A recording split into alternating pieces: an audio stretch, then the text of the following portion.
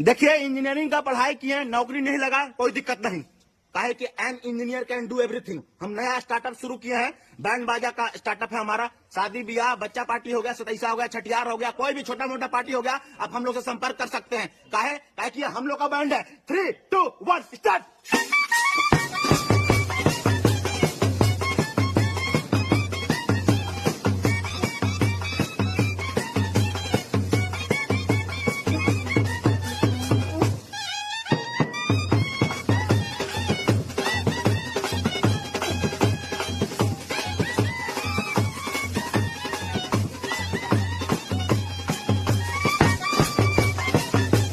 देखिए, इंजीनियरिंग का पढ़ाई किए, नौकरी नहीं लगा, कोई दिक्कत नहीं। काहे कि an engineer can do everything. हम नया स्टार्टअप शुरू किए हैं, बैंड बाजा का स्टार्टअप है हमारा। शादी ब्याह, बच्चा पार्टी हो गया, सतैसा हो गया, छठियार हो गया, कोई भी छोटा मोटा पार्टी हो गया, आप हम लोग से संपर्क कर सकते हैं।